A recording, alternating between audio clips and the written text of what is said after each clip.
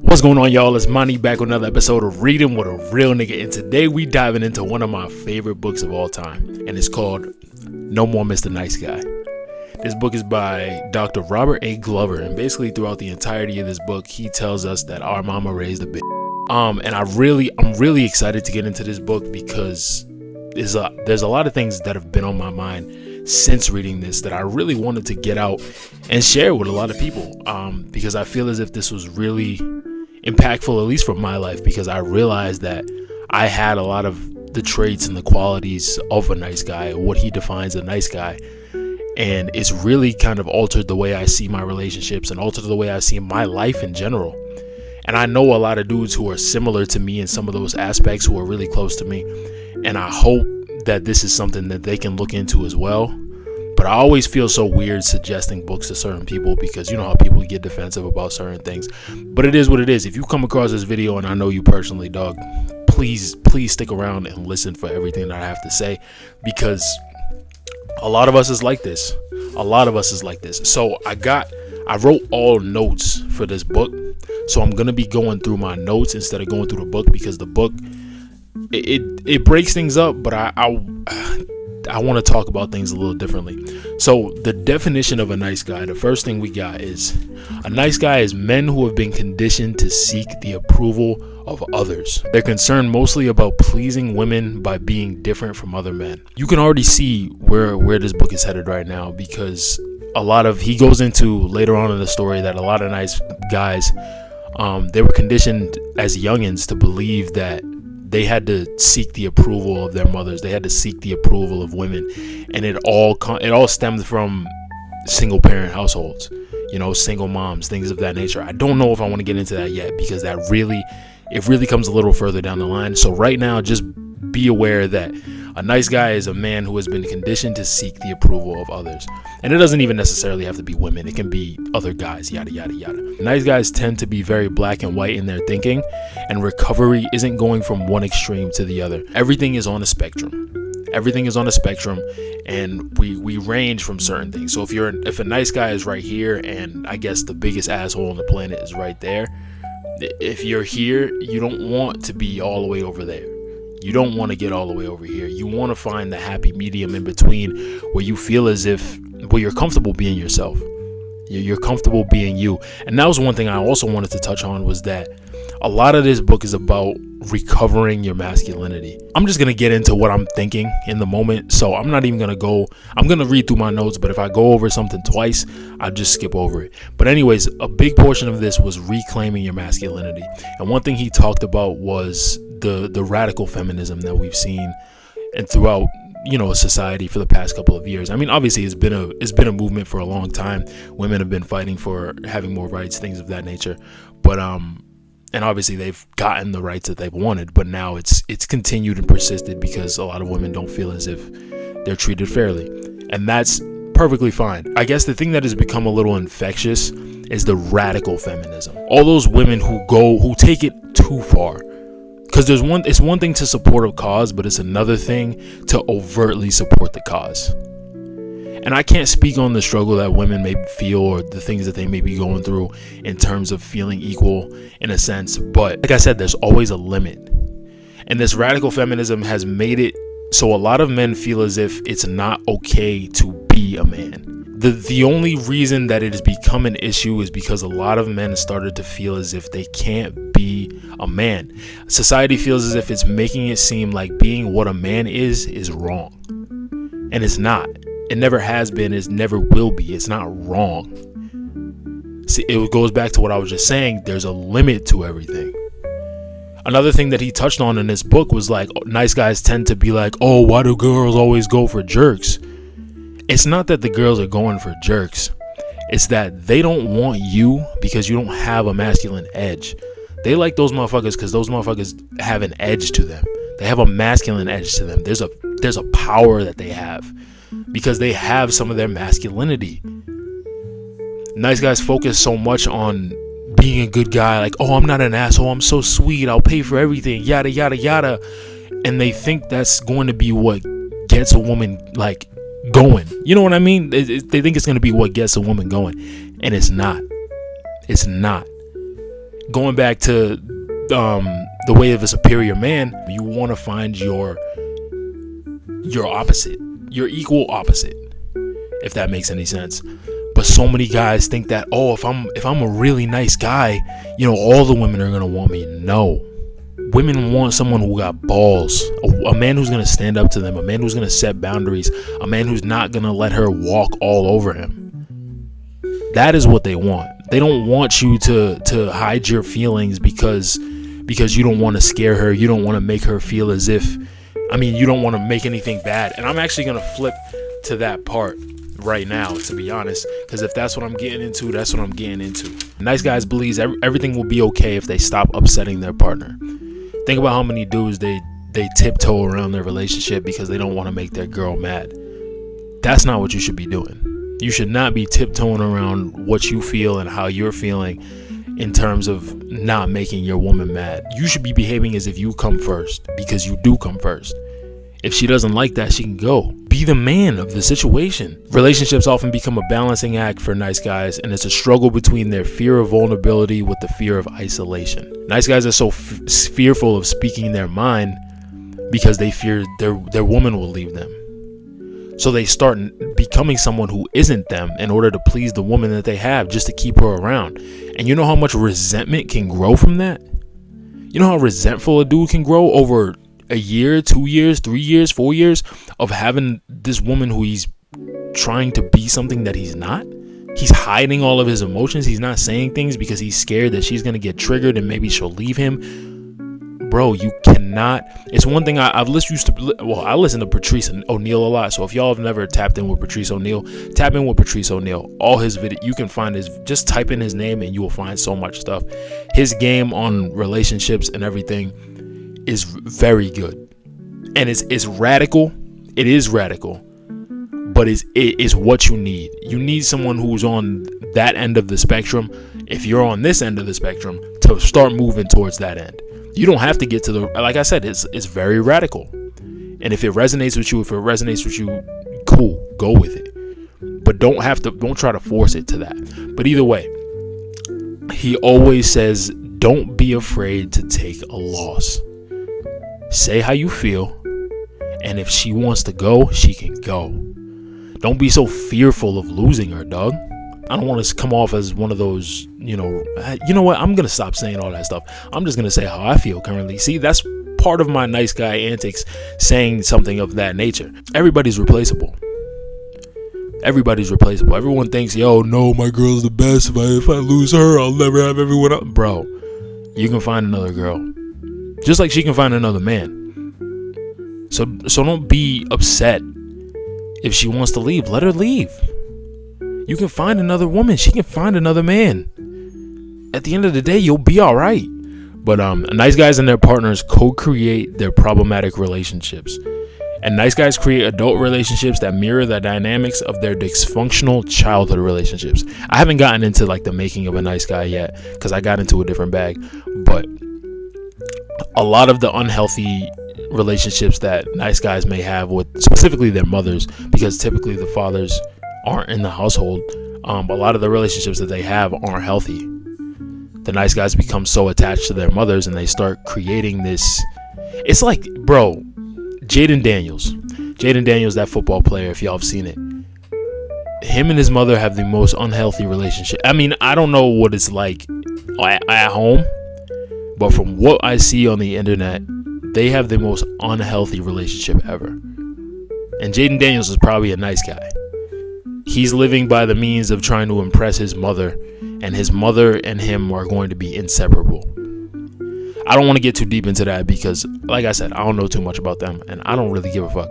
But it is a little scary to see the antics that his mom be doing to keep him away from other women. It's like I get being protective over your son, but that's why you're treating your son like he's your man, which is some crazy shit. We're going to get into two types of nice guys in relationships. So there's the enmeshing and there's the avoiding. The enmeshing guys are like golden retrievers. These are the guys who do everything for their girlfriend, and she is their emotional center. Like she's their rock. Everything, if she's upset, he's upset. If things aren't going well for her, things aren't going well for him. It all revolves around her. And then the other type is the avoiding. And this is the type of guy who puts everything else before his relationship, yet still believes that his good deeds and other aspects should elicit appreciation from his partner. See, this is one thing that you start to realize as we start to get older. It's one thing I hear from a lot of old heads. You'll hear them talking about it. It's like, oh, I pay all the bills. I'm doing what I do. I go to work. I'm providing for the family. And she doesn't do. Dog, I get it. You're providing for the family. Every man wants to provide for his family. And if we feel as if it's our obligation to do so, but you still got to take care of your wife. She can't come home and not feel love. You can't come back home and just go to bed and not make her feel as if she's special, not make her feel appreciated for what she's doing. You can't just expect somebody to reciprocate just because you're doing this. You got to give a little to get a little, dog. You're doing what you can. You may be going out working hard, doing everything you can, and then you coming home and you're cold with your woman. You're just sitting watching TV. You're sitting on your phone, not even paying her any mind. You've been gone all day, and all she wants is her man to come back home and show her some love. It's really that easy. And some dudes be like, oh no, I'm tired, bro, I've been working, yada yada. Dog, if you want that woman in your life, there's always gonna be work to do. There's always gonna be work to do. Because why would she keep cooking for you when you come home? Why would she keep cleaning the crib? Why would she keep doing whatever she does when she's home if you're just coming back and going to bed? And she'll feel like a robot. What I really want us to get around when it turns to relationships is don't be afraid to take a loss. Don't be afraid to take a loss. Be a man. So we got the making of a nice guy. I know it's out of order, but here we go. Becoming a nice guy is a way of coping with situations in which being himself doesn't seem appropriate. And he believes that what he is inherently wrong. It was like what I was saying. A lot of radical feminists have made men start to believe that being a man is wrong, and it's not. And it's a lot of things that these nice guys went through. Well, I'm one of them, to be honest. We went through as kids. We feel as if everything circled around women, and this is what I wanted to get into, because fellas, we got to do a better job. Because this nice guy epidemic is coming from the fact that there are so many single mothers out there. I work in the healthcare field. I work in the behavioral health field, and I work with all men, of course. Well, mostly boys, young boys. And 90% of these young boys do not have a father figure or even a consistent man who's in their lives. 90% might even be being generous. I think it's like 99. And even if they do have a father, he's inconsistent. We gotta stay in these homes, dog. If you're gonna have some kids, if you're gonna engage in sexual activity, and you're gonna do what it takes to create a kid, dog, you gotta be there for him. We gotta start being better, man. We're leaving these women on our own to raise young men. Women cannot raise a man by themselves, just as if a man cannot raise a woman by himself. You need two. We always need two. That's the reason you need two parents, dog. We got to start being in these households more. We got to start being around our sons, our kids. And that's what it's turned into. That's so much of what it's turned into.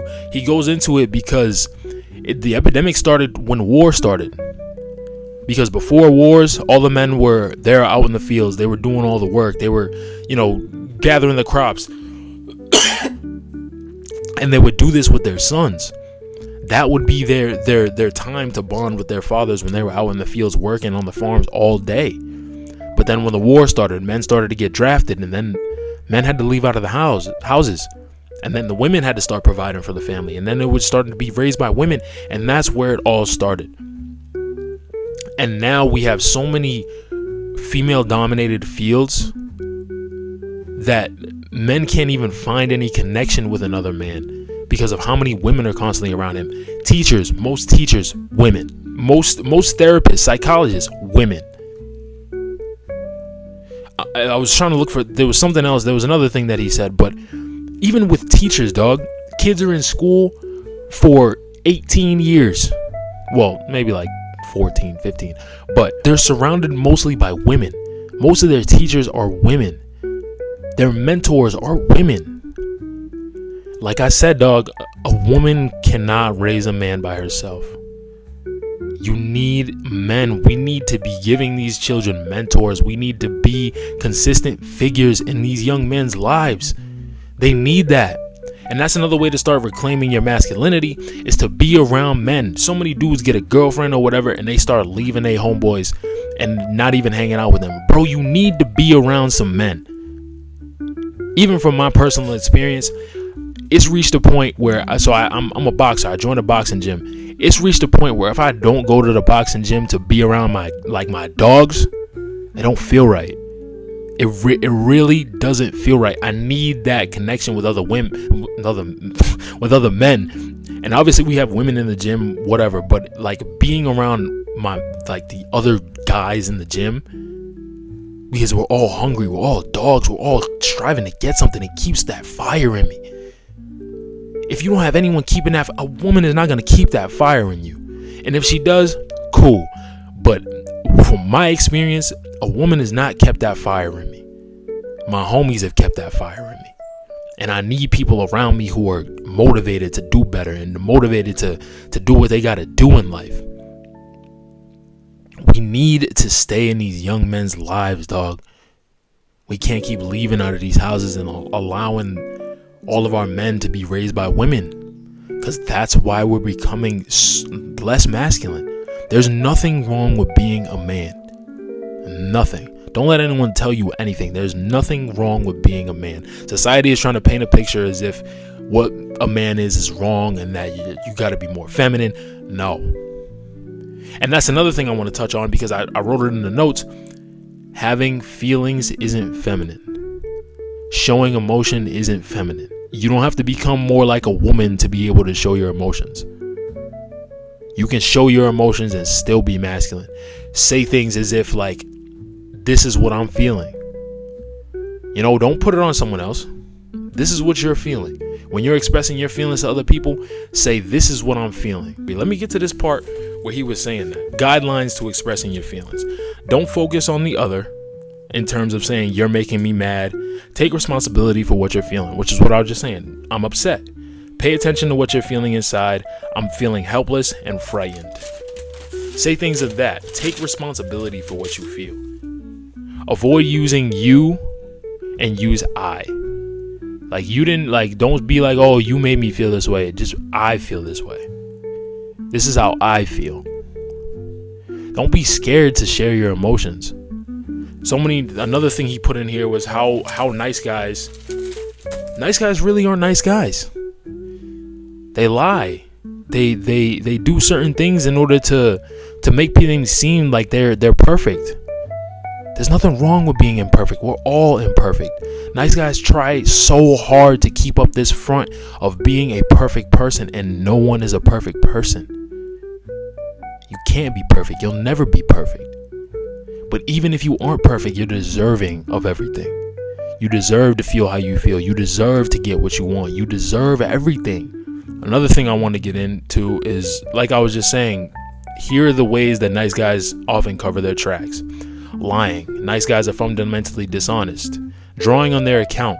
They believe that their good deeds build the credit that should wipe away anything that they do wrong.